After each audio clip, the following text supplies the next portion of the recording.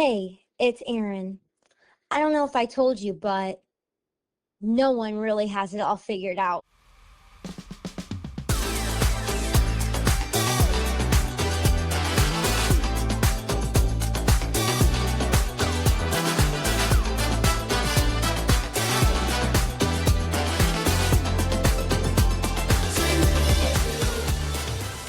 Hey, I don't knowers, and welcome to IDK If I Told You.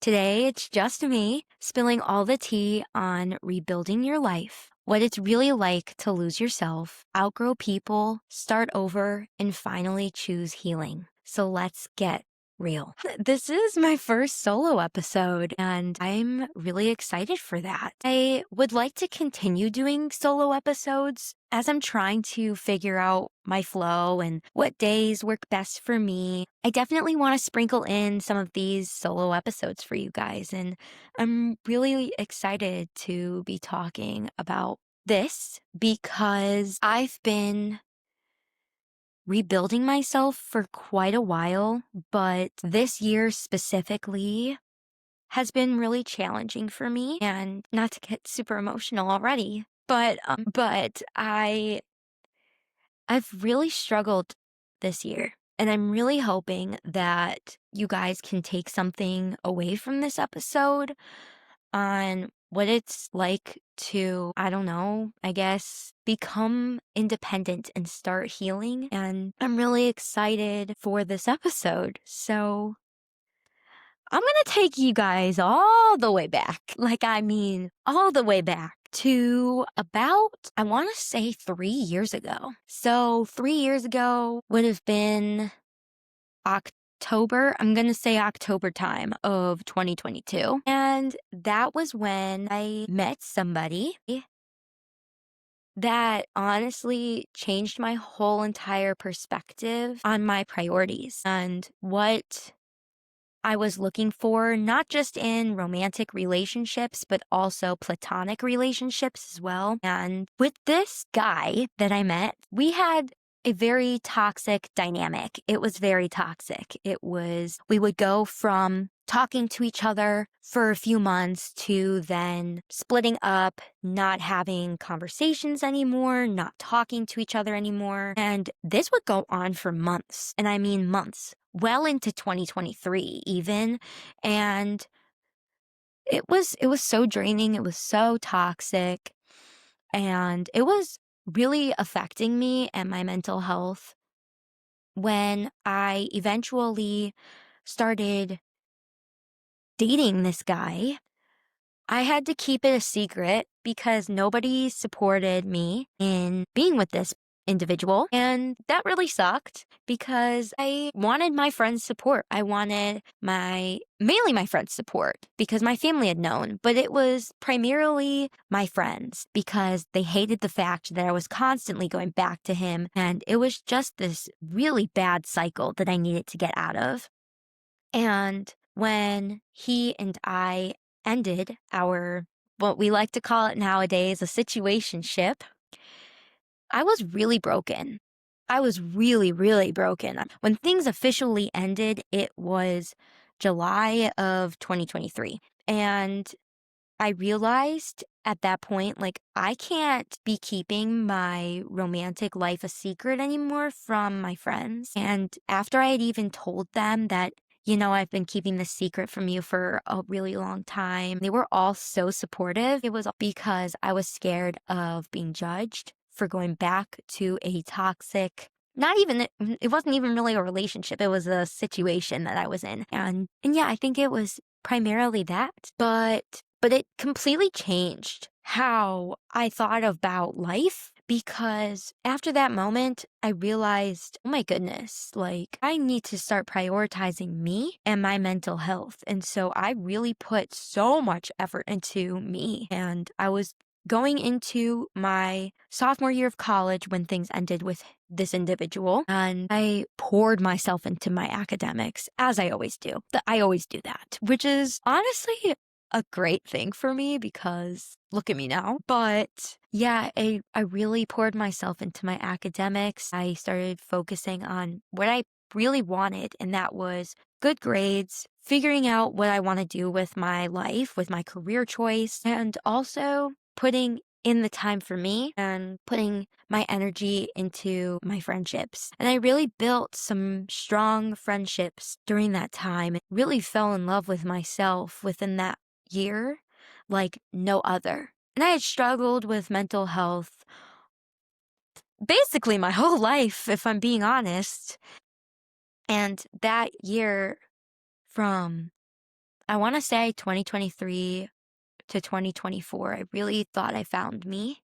And I loved that. I thought it was so great. I really, really loved it. And like I said, that situation helped me find what I wanted in not just friendships, but romantic love. And I realized, this situation I was in, it gave me that false hope of, I was eventually going to get that relationship because I was told repetitively over and over and over again how I was going to be in a relationship, how we were going to be doing things together and building a future together. And once that was taken away from me, I realized how much I really wanted that and how I really thought that was a missing piece within me after I found myself. And I realized that, and then brings me to finishing my community college days. So, when I was finishing community college, I really put myself out there right before I transferred to my 4 year university, NIU. I was trying so hard to get myself back out there and be social because I was never social. Like I've said before on the podcast, I was really not the social type. And I really wanted to protect my energy and give my energy to people that were worth it because I know I'm worth it. And I was really just trying to put myself out there. And when I moved here to NIU, I was like, this is a fresh start. This is a new campus. It's a new environment. There's new people. I want to be as open as humanly possible. And like I've said in multiple episodes, I really made sure to put at the forefront that I was saying yes to things. I really wanted to make sure that I was saying yes to opportunities, to going out with people, going out for coffee, going out to student events, going to parties, doing all of those things and really putting myself out there because my parents really wanted me to be that social butterfly. They really wanted me to get that social experience, and I had been craving that social experience for so long, and I'm so glad that I pushed myself to do that because it opened me up to all sorts of new experiences, and I felt alive. Thinking about that time last year, I'm getting emotional. Crap. I was really vulnerable and I really, really let people in and I really trusted. After my situationship, I didn't think I was capable of trusting again, but it gave me that spark back and it gave me that hope that I could trust again. And here I was, flash forward to 2024 in the fall time, and I'm with these new friends that I once thought that we were going to be friends for life. And I I met a guy and I thought that that person was the one for me. And I was being so open, so vulnerable, so raw. And it kind of all went downhill. And that really sucks. Honestly, it really does suck. And I'm still healing from all of that, It's a lot. A lot hit me this year. In early 2025, it really hit me. And this year has just been so awful when it comes to that because I allowed it. When you give yourself to the wrong people, it can really hurt you. And it really hurt me. And I was betrayed. I felt a lot of confusion. And I also just felt like I was growing apart from people. And I didn't want to associate with the things that I loved. I stopped dancing. I loved to sing. That's an unknown fact about me. I love to sing. And I stopped singing. I fell out of love with it. I stopped writing. I was writing poetry as a coping mechanism from my ex situationship. Seriously, guys, I could write a whole freaking book on that relationship that I had. I have it all here. I literally have it all here. But I stopped. I stopped writing. I just felt so numb. And it was so terrible. It was an awful time.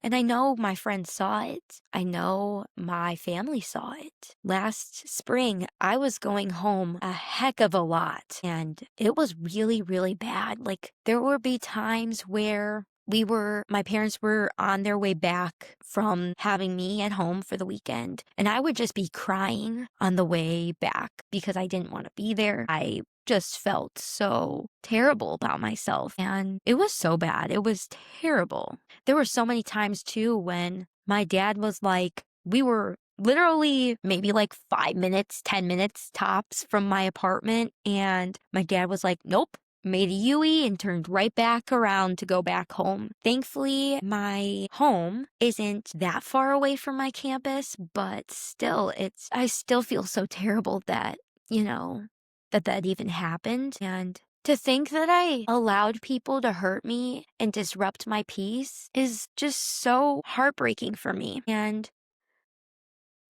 I think this episode for me is more of a reflection, and I had never felt that low before. It felt like I was hitting a rock bottom, and I felt so lost. I lost myself through these friendships that I was so vulnerable in. I lost myself again with my relationship, And, with those friendships, we had made up and whatnot, and I'll go into it more in depth in another episode, but just to preface, we are no longer friends. I don't really have many friends here at school anymore, and it's really sad. But, the thing is, I gained myself after I let those people go. And when I really hit rock bottom was again in July. It's literally so weird to me because, like, with my last relationship thingy, my situationship, that's what I'm calling it. We ended things in July of 2023. Come to July 2025 when my now ex and I are no longer together. And it's weird. I think that's so weird to me that, like, flash forward 2 years and I'm like, wait, what? But after that breakup, I don't even want to think about that time because, man, it was so bad. It was terrible. I really lost myself, and that was my rock bottom. We are now 4 months, almost 4 months post breakup, and I've definitely recognized that I've gotten my spark back, which is great. I'm not 100%, obviously, and I'll go more into depth in that with another episode because I want to do a whole episode on my breakup, and hopefully I can relate to people when it comes to first loves. But after that breakup, I truly realized, oh my goodness, I need help because the love that I had given myself was gone.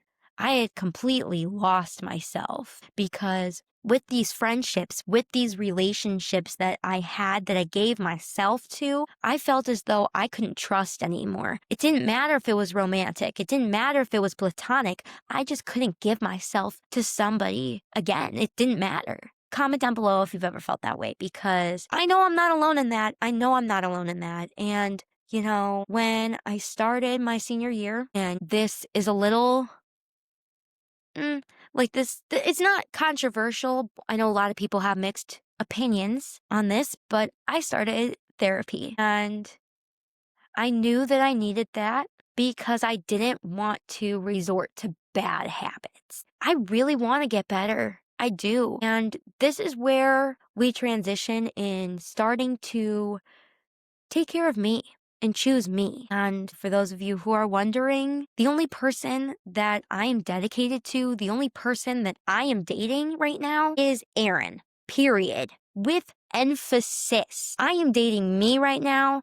I am choosing me because I've realized that I need to give myself the love that I deserved so long ago that those people that broke me couldn't give me, that they took away from me. I'm regaining my power back, and I hope that this gives you guys the motivation if you are starting to see the signs that you're unmotivated, if you're rotting in bed, if you are depressed, if you're losing interest in the things that you once loved. Hopefully this can give you the motivation, I don't knowers, to rebuild yourself, to get back up, because you're worth it. You are so talented. You are strong. You are so worth it. You are so worth it. And you all deserve the love that you deserve. That's actually a sticky note I have in my bathroom right now with my affirmations. I'm going to talk about that because I've learned that a lot in my therapy. It really surprised me how helpful therapy can be. And I had been in like counseling and stuff like that before, and it wasn't, I don't know, it just like didn't give the same effect that it does now. And I think it all comes down to finding your perfect, I guess you're finding your perfect match. And I'm so glad that I found this counselor. Unfortunately, though, my time is coming up with her, and I'm so sad because it's through my school.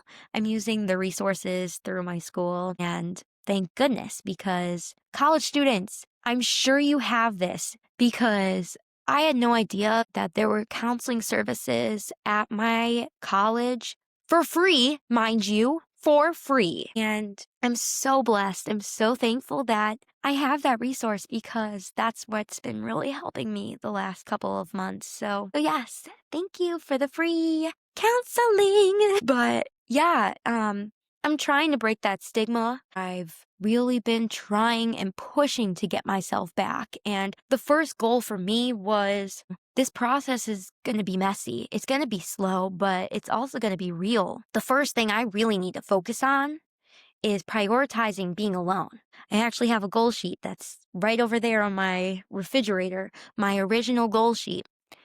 And it was prioritizing being alone. And what really helped me was taking myself out on solo dates. I had never done that before, had never prioritized being alone. A lot of my time last year, I depended solely on others making me happy. Being around people made me happy. And after my friendship breakups, after my relationship breakup, I realized that's not good, because look at me. I'm really broken. I am really hurting. This is not good. And I need to focus on me. And that's what me and my counselor really focused on, was making sure that I am comfortable by myself. Also, this is the first time I'm living on my own without a roommate, without my parents, without anybody telling me what to do and how to do it. So it's really challenging. And this is your 20s. It is all about developing. It's all about growing and experiencing life. And that's what I'm trying to do. And I'm trying to grow as an individual. So I knew it was going to be a slow process, and it was going to be messy. And I won't lie that when I first started counseling, I was a hot mess. Like, I was crying a lot. I was crying about missing those friendships. I was crying about missing my ex. I was crying about a lot of different things. And that's what rebuilding looks like. That's really what it looks like. I'm sure you are probably wondering, like, the so what? Why does this apply to me? So what does rebuilding mean for yourself? It's all about realizing no one else can save you but you. You have to do it. You cannot let others influence your healing. It's not your friend's problem to fix you. It's not your relationship's problem to fix you. And this is just the things that I've been learning throughout my therapy process. I am not a licensed therapist by any means. I just want to preface that. But I will say, like, this process has really, really dug deep into my soul, into my core, and realized, what do I really want for myself? what do I need to do to heal me? And what I need to do is letting go of versions of myself built around other people. And I think that's why I'm feeling so much grief. And I've been feeling a lot of grief this past week for some reason. I'm not 100% sure why I've been feeling this grief recently, but I've been feeling this grief, if I'm being completely honest with you, since this entire year, since 2025 started. I've felt like a missing piece of me, and it's hard. It really is hard. Even when I went through all of those hard times throughout the year, I'm grieving a part of me that once was. Not only am I grieving those relationships I had with those specific people, but I'm also grieving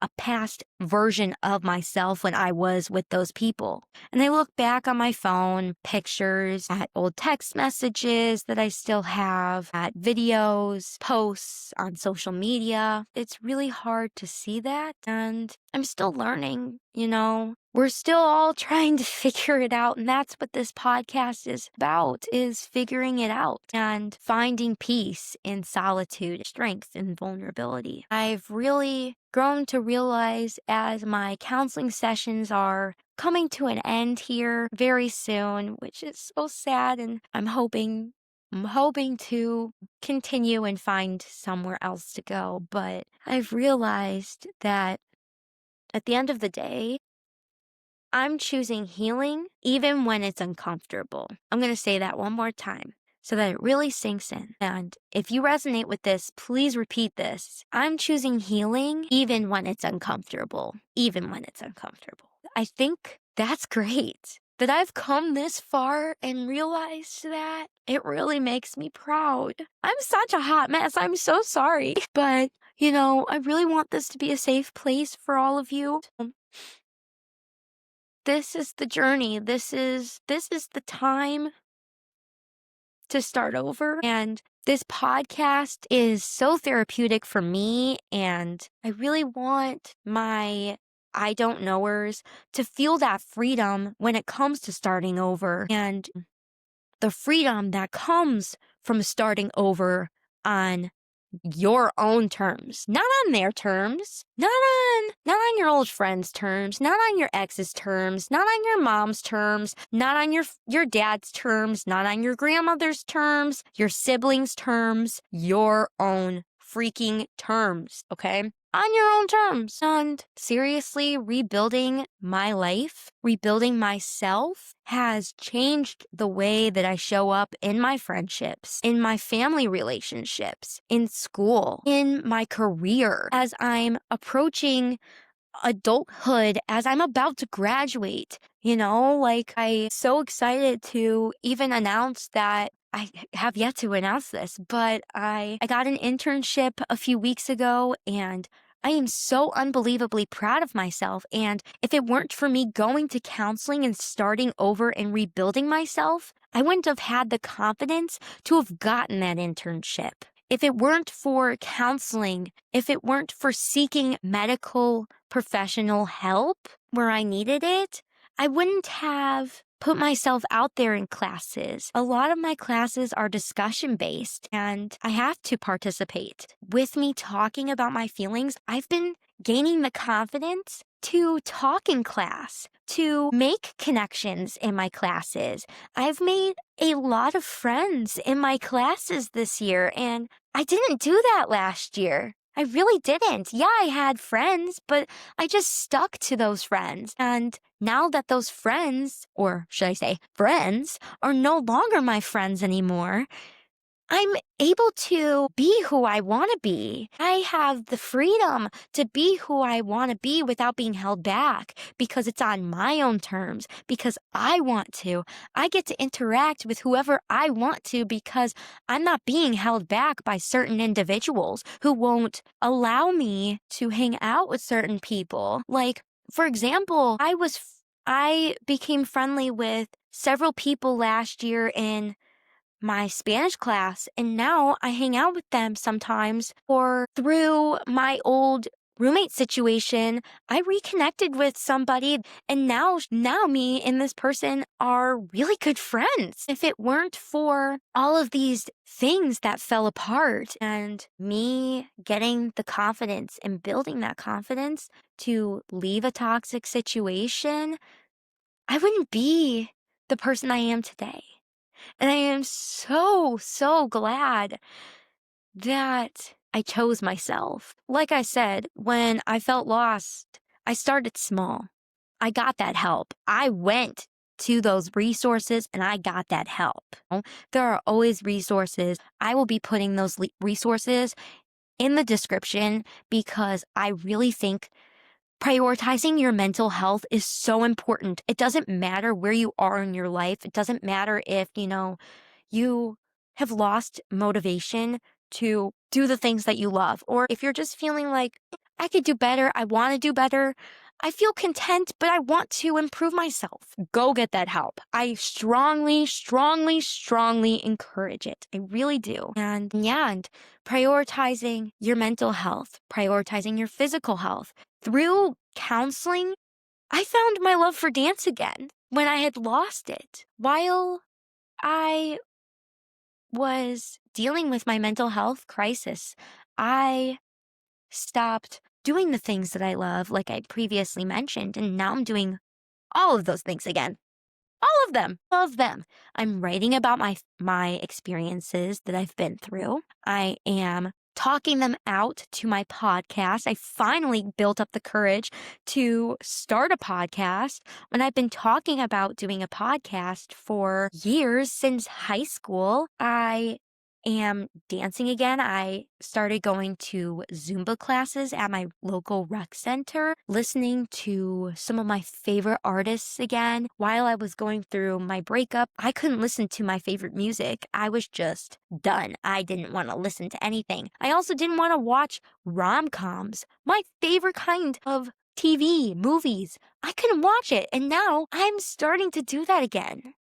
I'm really finding me. I went for walks. I started journaling. I started putting myself out there, being around friends, being around family. But honestly, don't use that as a distraction. Completely feel your feelings. It is so important to fully process your feelings and to sit with it. I also strongly encourage you, like I said, to let yourself grieve the versions of you that didn't survive the past. It's okay to grieve that. I think about past me all the time. Oh my goodness. It's an everyday occurrence, if I'm being honest. It really is difficult, but healing isn't linear. You can still be proud of yourself for the progress that you've made. It's a hard pill to swallow, but you need to accept that outgrowing people is a part of becoming the person that you are meant to be.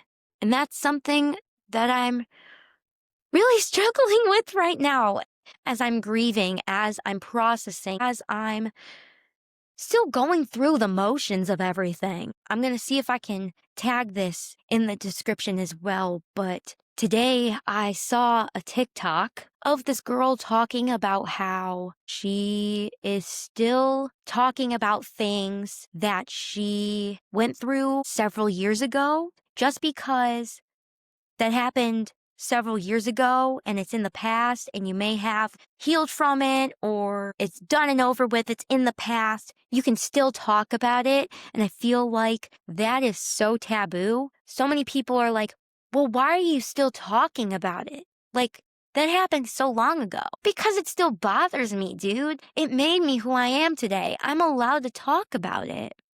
I'm allowed to talk about my experiences. And again, I want my I don't knowers to really embrace that. I want you guys to come to this podcast, sit back, and feel safe, to not feel any sort of judgment. If you are still healing from a friendship breakup that happened 5 years ago, I get it. I feel you. It is okay to feel that. If you are still grieving a romantic relationship, you thought that person was the love of your life, you thought you were going to marry that person, it's okay to still be grieving that if that happened so long ago. If you're still grieving somebody, it is totally okay to talk about something from years ago. It is completely okay. It's not a weakness. Therapy is not a weakness. Medication is not a weakness. Rehashing things is not a weakness. If it helps you in your process and your healing process, then do it. Do whatever you think is going to help you because you know you best. And if somebody's telling you, just move on, you know what I say to that person? Suck it. Because I'm not going to move on because you told me so. Okay? I'm going to heal on my own terms. Everybody moves at their own pace of life, and that's what makes us all beautiful. That's what makes us all unique.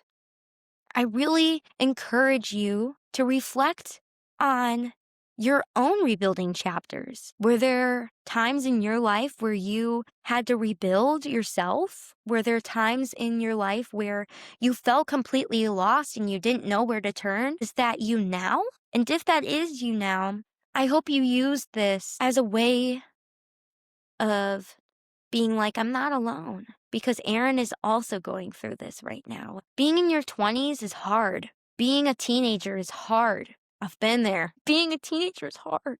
Even though I haven't been there yet, being an adult in the real world is hard. I see it from my family. I see it from my friends that have graduated. I see it from family friends. I see it all around me. It's all around me. And I see the different things people are going through. And I want everybody to know that you are not alone. You are not alone. And I invite you to leave a comment if you resonate with this. And I hope that you really take into consideration that you need to rebuild for you. You need to heal for you. But thank you for listening to IDK If I Told You. If you enjoyed today's episode, subscribe, leave a comment, or share it with someone who needs it. Because remember, the truth is, no one really has it all figured out. And that is the fun part. Bye, I don't knowers. I'll see you next time.